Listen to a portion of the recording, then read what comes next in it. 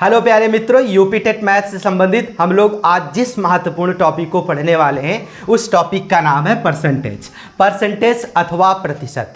दोस्तों, प्रतिशत एक महत्वपूर्ण टॉपिक माना जाता है आपके एग्जाम के पॉइंट ऑफ व्यू से। अगर आपके किसी भी कंपटीशन एग्जाम में मैथ से सवाल अगर पूछा जाता है तो प्रतिशत से सवाल जरूर पूछा जाता है, इसलिए प्रतिशत आपका एग्जाम के पॉइंट ऑफ व्यू से बेहद महत्वपूर्ण माना जाता है, समझा जाता है। इसलिए आज हम लोग प्रतिशत को पढ़ने वाले हैं।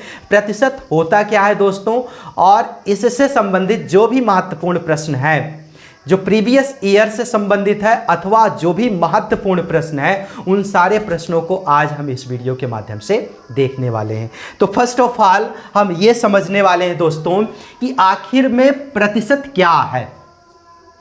प्रतिशत क्या होता है? प्रतिशत क्या है? प्रतिशत का मतलब होता है प्रत्येक पर 100, प्रत्येक पर 100 या प्रति 100, प्रति एक 100। अब प्रति एक 100 का मतलब क्या होता है दोस्तों? सबसे पहले अगर परसेंटेज का सिंबल कहा जाए क्या होता है, तो परसेंटेज का सिंबल ये होता है। पहली चीज आप इस चीज को मान करके चलिए। उसके बाद प्रतिशत का जो शाब्दिक अर्थ होता है वो क्या होता है? प्रति एक 100। प्रति एक 100 का मतलब ये हुआ कि जैसे मान लो कोई एक संख्या प्रतिशत में हो, जैसे मान लीजिए मैंने कहा 12%, इसको हम क्या पढ़ेंगे? 12%, 12%। अब ये 12% का मतलब ये हुआ कि 12/100। ये जो परसेंट है, ये परसेंट आपका किस में चेंज हो जाएगा? 100 में। वो भी कहां पे रखा जाएगा? बटे में। तो ये 12% को हम इस रूप में भी लिख सकते हैं, 12/100। अब इसका कहने का मतलब ये है कि 100 में 12, 100 में 12। तो इसी चीज को हम क्या बोलते हैं? इसी चीज को हम प्रतिशत बोलते हैं।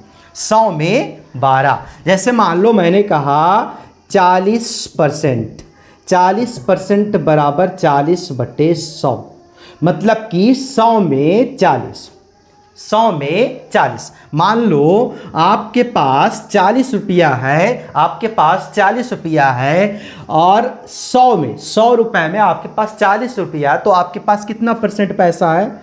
40% पैसा है, 40% रुपया है।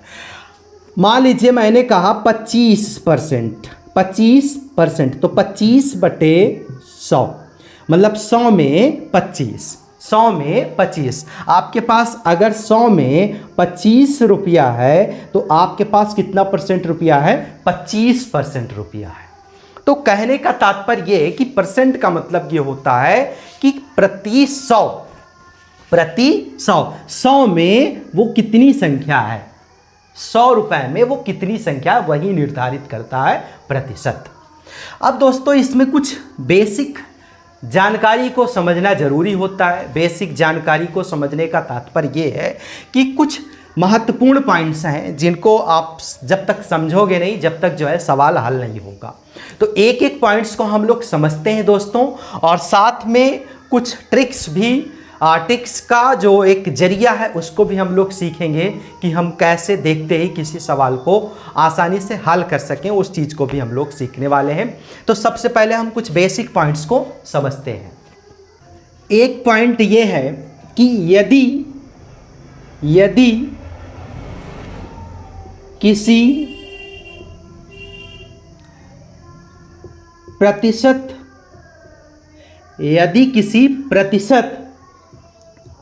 वाली संख्या को भिन्न में बदलना हो, भिन्न में बदलना हो तो उस संख्या में 100 से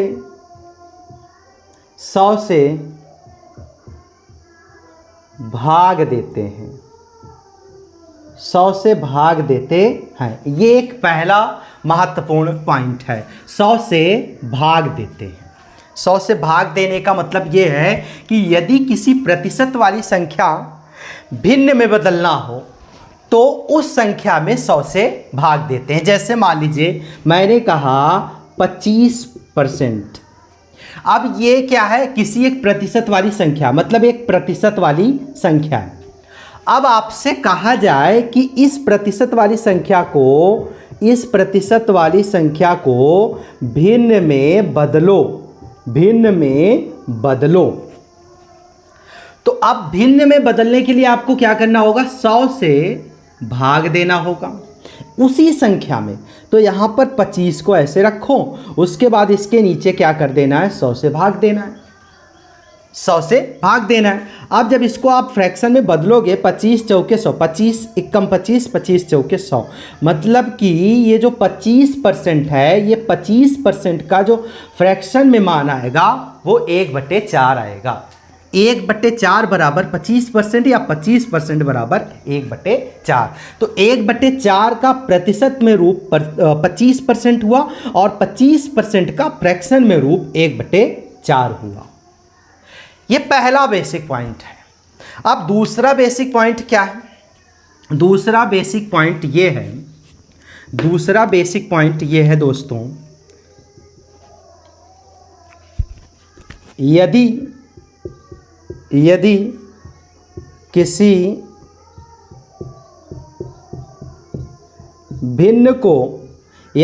भिन्न को प्रतिशत में बदलना हो तो उस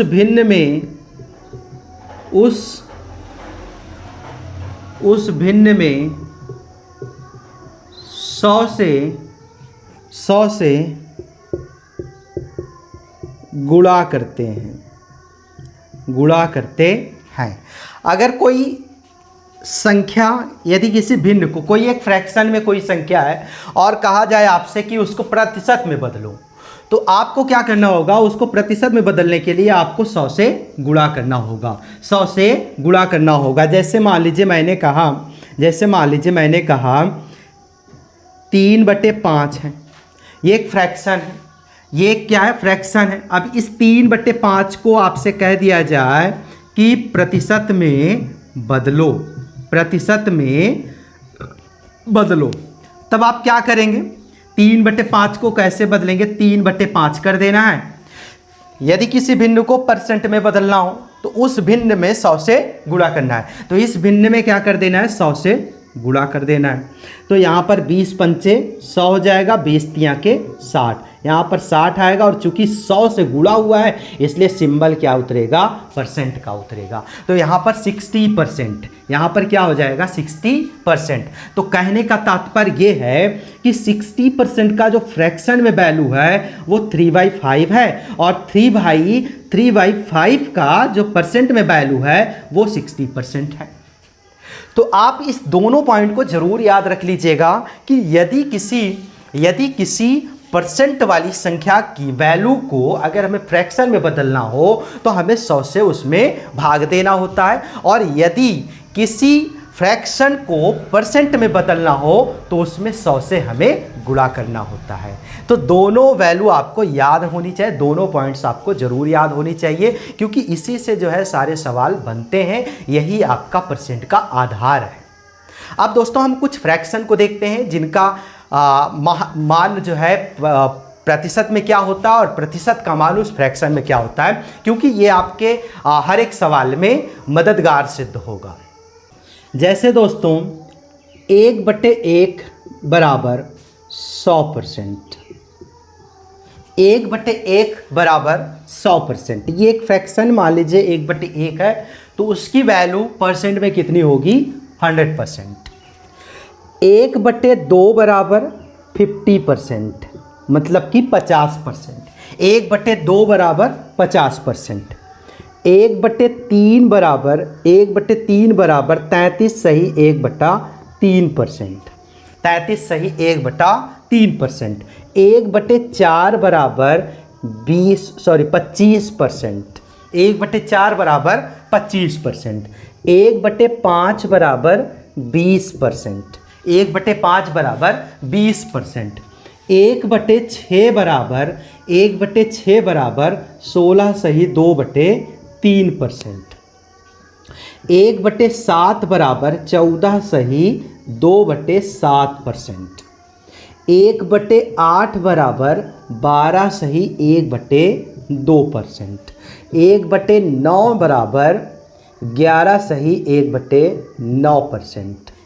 और 1/10 बराबर 10%। इतनी वैल्यू आपको ज़रूर याद होनी चाहिए दोस्तों। इतनी वैल्यू अगर आपको याद होगी तो हर एक सवाल आपका आसानी से हल हो जाएगा। कुछ सवालें आप जो है देखते ही बता सकते हैं, कुछ सवालों के जो आंसर है आप देखते ही बता सकते हैं, बट उसके लिए आपको इन सारे फ्रैक्शन की वैल्यू परसेंट में ज़रूर याद होनी चाहिए और इन सारे परसेंटेज की वैल्यू फ्रैक्शन में ज़रूर याद होनी चाहिए। 1/1 100%, 1/2 50%, 1/3 33 सही 1/3%, 1/4 25%, 1/5 20%, 1/6 16 सही 2/3%, 1/7 14 सही 2/7%, 1/8 12 से 1/2%, 1/9 11 से 1/9% एंड 1/10 10%। इसकी वैल्यू आपको जरूर याद होनी चाहिए दोस्तों, इससे आपके सवालों में मददगार सिद्ध हो रहा है। तो अब देखते हैं दोस्तों कुछ सवालों को। पहला सवाल आप सभी के सामने, यदि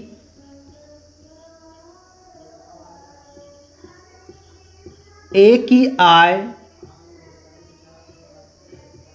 बी की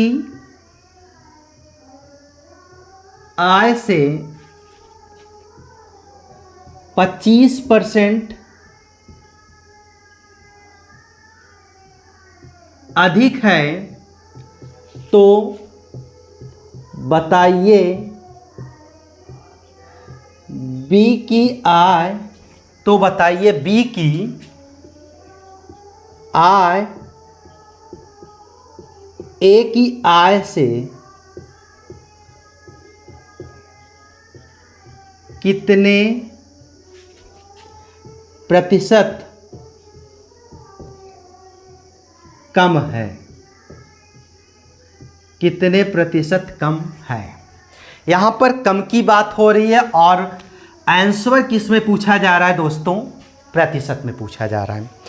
अब मैंने बताया जो अभी मैंने फ्रैक्शन और परसेंटेज की वैल्यू एक दूसरे के सामने रखी थी, उसको आप जरूर याद रख लीजिएगा, क्योंकि आप जो है आप जितने भी सवाल आप पढ़ेंगे,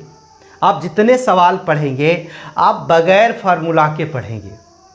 इसके पहले आप लोगों ने एसआई और एसआई को पढ़ा था, सिंपल इंटरेस्ट को पढ़ा था, उसमें भी आपने देखा था एक फार्मूला के माध्यम से, एक फार्मूला के मदद से हम लोगों ने सारे सवालों को हल किया था, एक्स्ट्रा कोई फार्मूला नहीं लगाया गया था। तो वैसे ही हम परसेंटेज में भी करने वाले हैं, एक भी फार्मूला आपको इस्तेमाल नहीं करना है, आप सिर्फ कॉन्सेप्ट के जरिए जो है आसानी से सवाल को हल कर सकते हैं। तो दोस्तों वो जो वैल्यू थी यहाँ पर मैं लिख दे रहा हूँ, 1/1 बराबर 100%, 1/2 बराबर 50%, 1/3 33 सही 1/3%, 1/4 25%, 1/5 20%।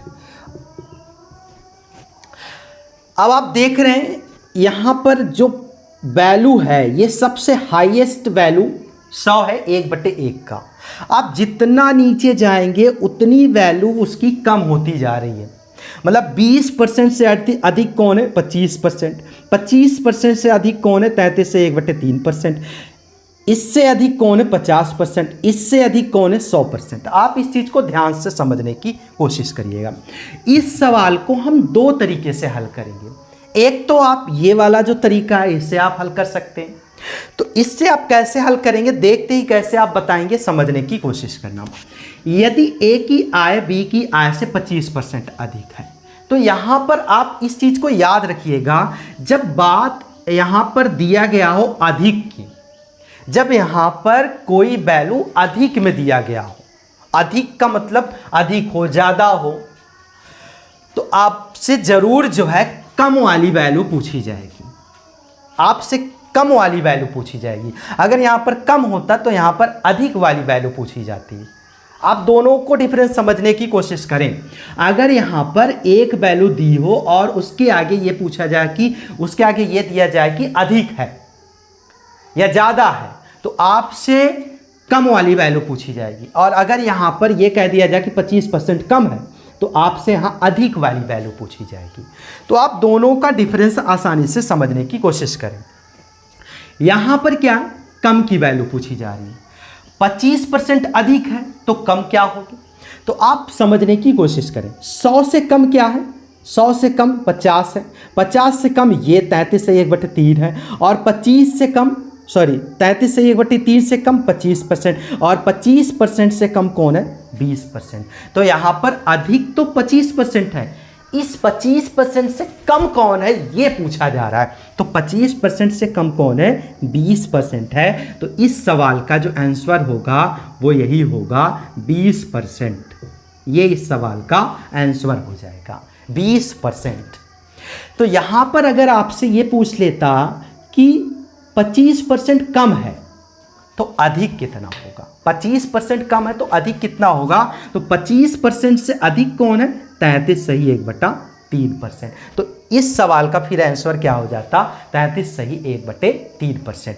इसलिए मैं कह रहा हूं कि इस फ्रैक्शन के परसेंटेज की वैल्यू को और परसेंटेज की वैल्यू के फ्रैक्शन को आप जरूर याद कर लीजिए, क्योंकि बहुत सारे सवाल ऐसे हैं जिनको आप इसके माध्यम से ऐसे देखते ही आंसर बता सकते हैं। तो इस सवाल का दोस्तों आंसर क्या हो जाएगा, 20%। अब इस सवाल को अगर हमें कॉन्सेप्ट के जरिए हल करनी हो तो कैसे होगा, आप समझने की कोशिश करें। यहाँ पर कितने की बात हो रही है, 25% अधिक की बात हो रही है। तो 25% जितने की अधिक की बात हो वो आप ऊपर रख दीजिए। कितने में की अधिक की बात हो रही है, 100 में, और 100 में 25% की बात हो रही है, मतलब 25% तो ये है ही, और इसमें कितने की बात हो रही है, 25% अधिक की बात हो रही है। अधिक मतलब किस में, 100 में 25 ना, परसेंट का मतलब क्या हुआ, प्रति 100, प्रति 100, मतलब 100 में जितना अधिक है उसको करना है। तो 100 में 25 की बात हो रही है तो 100 से एक्स्ट्रा हुआ, 100 से ज़्यादा हुआ, तो यहाँ पर 25/125 हुआ। फ्रैक्शन में तो इसका आंसर ये होगा, इस सवाल का फ्रैक्शन में आंसर क्या होगा, 25/125 होगा। बट यहाँ पर प्रतिशत में पूछा गया है, यहाँ पर प्रतिशत में पूछा गया, तो प्रतिशत में हल करने के लिए हमें क्या करना होता है, प्रतिशत में हल करने के लिए हमें 100 से गुणा करना होता है। अभी हाल फिलहाल में हम लोगों ने सीखा। तो अब 25 पंचे 125 हो जाएगा, 25 पंचे 125, 20 पंचे 100, यहाँ पर 20% ये सवाल का आंसर हो जाएगा। ये कॉन्सेप्ट है इस सवाल का। आशा करता हूँ आपको दोनों कॉन्सेप्ट समझ में आया होगा, ये वाला भी समझ में आया होगा और इसका जो कॉन्सेप्ट है ये वाला भी समझ में आया होगा। अब हम लोग देखते हैं कुछ और सवालों को। सवाल है दोस्तों, सोहन की आय मोहन की आय से 10% कम है, तो बताइए मोहन की आय सोहन की आय से कितने प्रतिशत अधिक है। सोहन की आय मोहन की आय से 10% कम है। अब यहाँ पर बात कम की हो रही है और प्रश्न पूछा क्या गया है, अधिक। अधिक कितना परसेंट होगा, तो वही आप याद कर लीजिए जो मैंने बताया, 1/1 बराबर 100%, 1/2 बराबर 50%, 1/3 बराबर 33 सही 1/3%, 1/4 बराबर 25%, 1/5 बराबर 20%, 1/6 बराबर 16 सही 2/3%, 1/7 बराबर 14 सही 2/7%, 1/8 बराबर 12 सही 1/2%, 1/9 बराबर 11 सही 1/9%, 1/10 बराबर 10%। अब अगर इस फ्रैक्शन और प्रतिशत की वैल्यू के हिसाब से इस सवाल का आंसर हमें ढूंढना हो तो बहुत आसानी से हल हो जाएगा। जैसे यहाँ पर 10% कम है, अधिक पूछ रहा है, तो 10% कहाँ पर, यहाँ पर है। ये सबसे कम वैल्यू है इस पूरे टेबल में, इससे थोड़ा ज़्यादा ये है, इससे थोड़ा ज़्यादा ये है, इससे बड़ा ये है, इससे बड़ा ये है, इससे बड़ा ये है, ऐसे करते हुए सबसे बड़ा ये है, और इससे थोड़ा छोटा ये, इससे थोड़ा छोटा ये, इससे थोड़ा छोटा ये, और सबसे छोटा ये। अब यहाँ पर आय कम है, कम की बात हो रही है, मतलब 10% कम है। तो अब अधिक क्या होगा, तो अधिक, इससे अधिक कौन है, इससे अधिक ये है, 11 सही 1/9%, 11 सही 1/9%। तो मतलब इस सवाल का जो आंसर होगा वो क्या होगा, 11 सही 1/9%। ये इस सवाल का आंसर हो जाएगा, इस सवाल का आंसर हो जाएगा। अब अगर इसका कॉन्सेप्ट देखा जाए, कॉन्सेप्ट देखा जाए तो 10% कम है, तो जो कम है उसको ऊपर रखो, और यहाँ पर कम है, 10% कम होने का मतलब ये है कि कितने में कम है, 100 में कम है, तो यहाँ पर आप 100 माइनस 10 कर दीजिए। अगर यही अभी अधिक होता तो 100 प्लस वही अधिक हो जाता। अब यहाँ पर 10/100 में से 10 जाएगा तो 90। अब यहाँ पर फ्रैक्शन में अगर इसकी वैल्यू पूछा जाए तो ये 10/9 हो जाएगा, लेकिन हमें पूछा किस में है, परसेंट में पूछा है, तो परसेंट में हमें निकालने के लिए 100 से गुणा करना होगा। 1 0 से 1 0 ये कट जाएगा, 100/9 आएगा, 100/9 आएगा। और जब इसको आप हल करोगे तो 11 9 के 99 और 1 बचा, और बटे में 9 बचा, ये परसेंट में आपका आंसर हो जाएगा, ये परसेंट में आपका ये आंसर हो जाएगा। तो इस सवाल का इस तरीके से हमें कॉन्सेप्ट में हल करना है। सवाल है दोस्तों, यदि चीनी का मूल्य 50 रुपया पर केजी से बढ़कर 75 रुपया पर केजी हो गया हो तो उपभोक्ता अपने खर्च में कितने प्रतिशत कमी करे कि उसका खर्च अप्रभावित रहे। अब यहाँ पर कोई परसेंटेज की बात नहीं की गई है, यहाँ पर परसेंटेज की बात नहीं की गई है, यहाँ पर सीधा सीधा जो है संख्या दिया गया है। 50 रुपया का 1 किलो था पहले, अब कितना हो गया, 75 रुपया का 1 किलो हो गया। लेकिन हमसे जो है प्रश्न किस में पूछा जा रहा है, प्रतिशत में पूछा जा रहा है। अब हमसे अगर प्रतिशत में पूछा जा रहा है तो हमें प्रतिशत में निकालना होगा, हमें 100 से गुणा करना होगा। लेकिन यहाँ पर ये समझना है कि 50 रुपया पर केजी से बढ़कर के 75 रुपया पर केजी हो गया। तो अब यहाँ पर डिजिट में संख्या दी गई है, इसलिए हमें समझने में थोड़ा असमंजस सा हो रहा है। अगर यही सीधा सीधा प्रतिशत में दिया गया होता कि 10% अधिक है या 10% बढ़ा, या 10% जो है ज़्यादा हुआ, या 25% अधिक हुआ है, या 5% अधिक हुआ है, तो हम सीधा सीधा जो है उसको समझ सकते थे। और कितने में अधिक हुआ है, वो 100 में अधिक हुआ है। परसेंट में अगर मान लो 10% की अधिकता हुई है, 10% अधिक हुआ है तो कितने में हुआ है, 100 में हुआ है। 25% अधिक हुआ है तो कितने में हुआ है, 100 में हुआ है। लेकिन यहाँ पर ऐसा कुछ नहीं दिया गया, यहाँ पर यह दिया गया कि 50 से बढ़कर के 75 हुआ है। तो अब 75 हुआ है, तो पहले 50 था, अब कितना हो गया, अब 75 हो गया। तो वैसे टोटल यहाँ पर वैल्यू पहले कितनी थी, 50 थी। जैसे 100 में सब घटता और बढ़ता है, वैसे यहाँ पर 50 में बढ़ने और घटने की बात हो रही है। परसेंट में 100 में घटने और बढ़ने की बात होती है। लेकिन यहाँ पर जो पहला जो पास्ट वाला आपका मूल्य है वो क्या है, 50 केजी पर केजी, मतलब 50 रुपया पर केजी। यहाँ से बढ़ने और घटने की बात हो रही है। तो अब ये बताइए आप, 50 और 75 में दोनों में अंतर क्या है? 50 और 75 में अंतर क्या होगा, 25 रुपए का। इसका मतलब पहले 50 था, अब 25 रुपया और बढ़ करके कितना हो गया, 75 हो गया। तो 25 अधिक हुआ, 25 अधिक हुआ तो किस में हुआ, 50 में हुआ। अगर यही परसेंट में होता तो जैसे मान लो अगर यही परसेंट में होता तो हम ऐसे करते कि हाँ 10% की अधिकता हुई है तो 10 ऊपर लिखते, और कितने में अधिकता हुई है, 100 में अधिक हुई है तो 100 प्लस 10 करते, ऐसा कुछ किया जाता। अब यहाँ पर संख्या में दी गई, तो अब कितने की अधिकता हुई है, 25 रुपए की। कितने में हुई है? 50 में हुई है। तो यहाँ पर हम इस सवाल को हल कैसे करेंगे? तो 25 दोनों का अंतर क्या होगा? 75 माइनस 50 बराबर 25 का अंतर, 25 रुपए का अंतर है। अब यहाँ पर 25 रुपए की बढ़ोतरी हुई है, तो 25 की बढ़ोतरी किस में हुई है? 50 में हुई है। तो 50, यहाँ पर 50 कितने की बढ़ोतरी हुई है? 25 की हुई है। तो यहाँ पर 25 बटे 50 और 25 को जब जोड़ोगे तो 75 होगा। तो 25 तियाँ के 75, 1/3। ये फ्रैक्शन में इस सवाल का आंसर हो जाएगा। बट हमसे पूछा किस में? परसेंट में पूछा गया है, तो यहाँ पर 100 से गुणा कर देना है। तो 1/3 और 100, यहाँ पर 100/3 बराबर 33 सही 1/3%, या 33 सही 33%। ये इस सवाल का आंसर हो जाएगा। इस सवाल का आंसर हो जाएगा। आशा करता हूं आप सभी को समझ में आया होगा।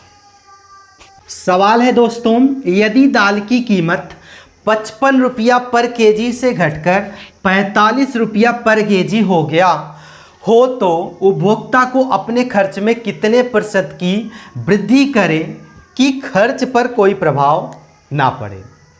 मतलब कि पहले कितना था? 50 रुपया पर केजी, अब कितना हो गया? 45 रुपया पर केजी। अब दोनों में अंतर कितने का है? 10 रुपये का, मतलब 10 रुपया घट गया है। तो पहले कितना था? घटा कितने में है? 55 में से है। घटा कितने में से है? 55 में से है। जैसे अगर कहा जाए 10% कम हो गया है, तो 10% कितने में कम हुआ है? 100 में कम हुआ है। तो हम क्या करेंगे? 10% मतलब 10 को ऊपर रखेंगे, 100 में उस 10 को घटा देंगे, और फिर परसेंट में पूछा है तो 100 से गुणा कर देंगे। सेम यहाँ पर भी वही प्रोसेस है। यहाँ पर घटा किस में से है? 55 में से। तो हम दोनों का अंतर निकाल लेते हैं। 55 माइनस 45 बराबर 10 रुपया। 10 रुपया का अंतर है, 10 रुपया घटा हुआ है। अब कितने में घटा हुआ है? 55 में। तो यहाँ पर घटा कितना है? 10। तब क्या होगा? 10/55 माइनस 10 बराबर 10/45। अब ये सवाल आपका फ्रैक्शन में इस सवाल का आंसर हो गया। अगर इसको आप काटना चाहो तो काट सकते हो। 5 दूना के 10, 5 नवा के 45। ये 2/9 आपका इस सवाल का आंसर हो जाएगा फ्रैक्शन में। बट हमें फ्रैक्शन में नहीं, हमें यहाँ पर परसेंट में पूछा है, तो 100 से गुणा कर दीजिए। 100 का 2 में गुणा होगा तो 200 हो जाएगा, बटे में 9 हो जाएगा। अब इसको आप हल कर दीजिए। 9 दूनी की 18, 2 बचा, 9 दूनी की 18, 2 बचा, 2/9%। ये इस सवाल का आंसर हो जाएगा। इस सवाल का ये आंसर हो जाएगा। आशा करता हूं आप सभी को सवाल समझ में आ रहा होगा। सवाल है दोस्तों, एक मजदूर के वेतन को 25% बढ़ा दिया गया है। उसके वेतन को कितने प्रतिशत कम कर दिया जाए जिससे पुराना वेतन प्राप्त हो जाए? यहां पर भी कम और अधिक की बात हो रही है। इसके पहले हम जितने सवालों को देखे हैं, हर एक सवाल में आपने देखा कहीं कम की बात हो रही है, कहीं अधिक की बात हो रही है। तो ये आपका कम और अधिक का लास्ट सवाल होगा दोस्तों, क्योंकि अब मेरे ख्याल से कोई समस्या कम और अधिक वाले सवाल में आप सभी को नहीं होगी। तो यहाँ पर एक मजदूर के वेतन को 25% बढ़ा दिया गया। अगर आपको वो टेबल याद हो जाए, 1/1 बराबर 100%, 1/2 बराबर 50%, तो यहाँ पर आप देख रहे हैं 25% बढ़ाने की बात हो रही है। और यहाँ पर कम करने की, पुराना मतलब कितने प्रतिशत कम कर दिया जाए, यहाँ कम की बात हो रही है, वो भी परसेंट में बात हो रही है। तो आप जानते हैं 25% अधिक है, तो इससे कम कितना होगा? इससे कम कितना होगा? 1/4 बराबर 25%, तो 1/5 बराबर 20%। तो 1/4 से 1/5 छोटा है, या 25% से 20% छोटा है, तो कम की बात हो रही है। तो इस सवाल का आंसर क्या हो जाएगा? 20%। 20%। बट अगर इसको हमें कॉन्सेप्ट के थ्रू याद करना हो या करना हो, हल करना हो, तो कैसे होगा? तो 25% बढ़ा दिया, तो 25 को ऊपर रखो। ऐसे कितने में बढ़ाया गया? 100 में, तो 100 + 25 रखो। उसके बाद 25/125 हो जाएगा, 25 पंचे 125 हो जाएगा, 1/5 हो गया। ये फ्रैक्शन में इस सवाल का आंसर हो जाएगा। बट हमसे किस में पूछा गया? प्रतिशत में। बटे में 100 कर दीजिए, 20 पंचे 100, 20 इक्का 20, 20%। इस सवाल का यही आंसर होगा। उम्मीद करता हूं दोस्तों अब आप सभी को कोई परेशानी नहीं होगी यदि कम और अधिक की बात सवाल में कहा जाए तो अगर आपको कम या अधिक वाला सवाल मिल जाए तो आप उसे आसानी से हल कर सकते हैं, ऐसा मेरा मानना है, ऐसा मुझे भरोसा भी है। तो अब हम कुछ और भी सवालों को देखते हैं जो आपका अलग कॉन्सेप्ट रखता है। चावल के दाम में 25% की वृद्धि हो गई, इसके बावजूद एक व्यक्ति ने चावल की खपत को 10% बढ़ा दिया, तो बताइए उसके खर्च में कितने प्रतिशत का परिवर्तन होगा। दोस्तों इस तरह का सवाल जो है आपके एग्जाम में अक्सर पूछा जाता है, लेकिन इसमें मैं आपको एक चीज़ बताना चाहूँगा कि इस सवाल को आप हल कैसे करेंगे और देखते ही कैसे बताएंगे कि इस सवाल का हल कैसे होगा। दोस्तों इस सवाल में आप एक चीज़ देखिए, यहाँ पर जो डेटा बढ़ने की बात हो रही है, जैसे चावल के दाम में 25% की वृद्धि हुई और चावल की खपत को भी 10% बढ़ा दिया गया। मतलब आप देख रहे हैं यहाँ पर बढ़ने की जो बात हो रही है दो जगह पे हो रही है। बढ़ने की जो बात हो रही है वो दो जगह पे, मतलब दो डेटा को लगातार बढ़ाया जा रहा है। इसमें किसी चीज़ को कमी करने की बात नहीं हो रही है। तो जब भी आपको किसी सवाल में एक से अधिक बार बढ़ने वाले डेटा की बात की जाए तो वहां पर आप उस सवाल को किस तरह से हल करेंगे, मैं उस चीज को बता रहा हूं। तो बात क्या है कि अगर जब किसी सवाल में आपको किसी डेटा को एक से अधिक बढ़ने की बात हो, मतलब अलग अलग डेटा को बार बार बढ़ने की बात की जाए, उसमें कम करने की बात ना की जाए, सिर्फ बढ़ने की बात की जाए, तो उस सवाल को आप कैसे हल करेंगे समझने की कोशिश करिए। देखिए यहाँ पर जो भी डेटा बढ़ने की बात हो रही है, जैसे यहाँ पर 25% की बात हो रही है, उसके बाद यहाँ पर 10% की बात हो रही है, दोनों को बढ़ाने की बात हो रही है। तो इन दोनों को आप जोड़ लीजिए, 25 और 10 दोनों कितना हुआ? 35। अब ये 35% कह दीजिए, चाहे आप सीधा सीधा डेटा कह दीजिए 35 है। अब उसके बाद इन दोनों का गुणा कर दीजिए और बटे में 100 कर दीजिए, क्योंकि यहाँ पर परसेंट में है। तो इसका क्या हो जाएगा? 25 दामा 250 बटे 100, 0 से 0 कटा, यहाँ पर 2.5, यहाँ पर क्या आया? 2.5 आया। यहाँ पर क्या आया दोस्तों? 2.5 आया। अब 2.5% आप कर दीजिए। अब दोनों को ऐड कर दीजिए, 35 प्लस 2.5%। दोनों को जब आप ऐड करेंगे तो 35 और 2.5 कितना होता है? 37.5%। ये इस सवाल का आंसर हो जाएगा।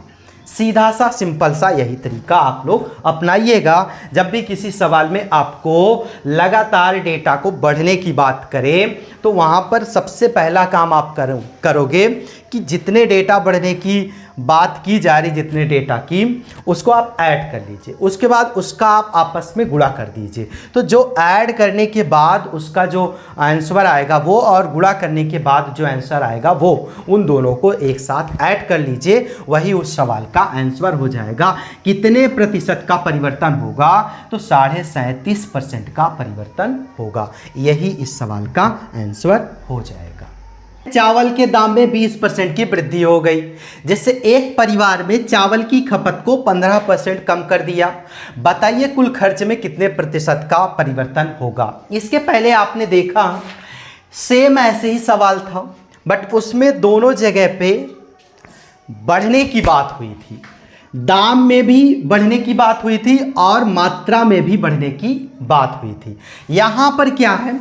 एक बढ़ रहा है दोस्तों, एक बढ़ रहा है तो एक घट रहा है। अगर दोनों बढ़ने की बात हो पहले वाले सवाल की तरह, तो आप क्या करोगे? जोड़ोगे, दोनों बढ़ने वाले डेटा को जोड़ोगे और दोनों बढ़ने वाले डेटा का गुणा करोगे और दोनों को फिर एक साथ जोड़ देना है। उस सवाल का वो आंसर हो जाएगा। बट यहाँ पर एक बढ़ रहा है और एक घट रहा है। सवाल तीन तरह का आता है दोस्तों। एक बढ़ना मतलब दोनों डेटा बढ़ेगा, एक डेटा बढ़ेगा तो एक घटेगा, और एक में क्या होगा कि दोनों डेटा कम होगा। तो हम एक सवाल कौन सा देखे हैं, दोनों डेटा बढ़ने वाले का देखें। अब एक सवाल हम देख रहे हैं किसका, एक डेटा बढ़ रहा है और एक डेटा जो है नीचे हो रहा है। अब इस सवाल को हम कैसे हल करेंगे, तो जब आपका एक डेटा बढ़ने की बात करे और एक डेटा घटने की बात करे, तो उस सवाल में आप क्या करेंगे कि सबसे पहला काम दोनों डेटाओं का आप अंतर निकाल दीजिए। 5% आएगा, ये एक डेटा हो गया। और फिर उसके बाद दोनों डेटा का आप गुणा कर दीजिए, दोनों डेटा का आप गुणा कर दीजिए। 15 दूनी 30, 300% या 300/100 कर दीजिए। 0 से 0, 0 से 0, ये कट जाएगा और बचेगा क्या, 3। अब क्या करना है, एक डेटा बढ़ रहा है, एक डेटा घट रहा है, तो यहाँ पर क्या करना है, अब अगर दोनों बढ़ता तो दोनों को ऐड कर लिया जाता, बट यहाँ पर बढ़ नहीं रहा है। यहाँ पर क्या, यहाँ पर आपका ये परसेंट में ही रहेगा।